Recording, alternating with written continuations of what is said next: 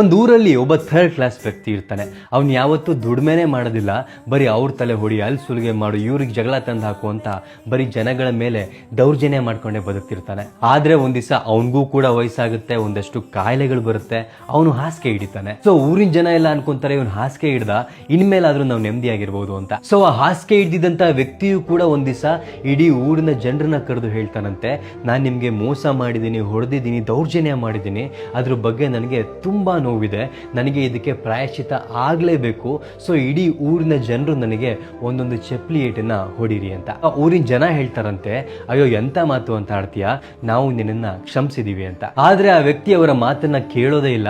ಇಲ್ಲ ಇಲ್ಲ, ನೀವೆಲ್ಲರೂ ಕೂಡ ನನಗೊಂದೊಂದು ಚಪ್ಪಲಿ ಏಟನ್ನ ಹೊಡಿಲೇಬೇಕು, ಆಗ ಮಾತ್ರ ನನಗೆ ಪ್ರಾಯಶ್ಚಿತ ಆಗುತ್ತೆ, ನನ್ನ ಆತ್ಮಕ್ಕೂ ಕೂಡ ಶಾಂತಿ ಸಿಗುತ್ತೆ, ಇದೇ ನನ್ನ ಕೊನೆ ಆಸೆ ಅಂತ. ಸೊ ಆ ಊರಿನ ಜನ ಎಲ್ಲ ಚಪ್ಪಲಿ ತಗೊಂಡು ಅವನಿಗೆ ನಿಧಾನವಾಗಿ ನೋವಾಗದೆ ಇರೋ ರೀತಿ ಹೊಡಿತಿರ್ತಾರೆ. ಅಷ್ಟರಲ್ಲಿ ಅಲ್ಲೊಂದು ಪೊಲೀಸ್ನವರ ವಾಹನ ಬರುತ್ತೆ.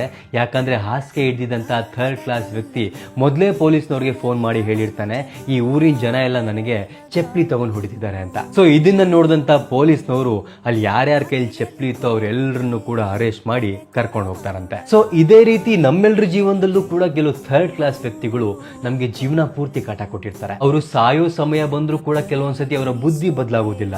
ಸೊ ಅಂತ ಜನಗಳಿಂದ ಸ್ವಲ್ಪ ಹುಷಾರಾಗಿರಿ ಅನ್ನೋದೇ ಈ ಕಥೆಯ ಅರ್ಥ ಆಗಿತ್ತು.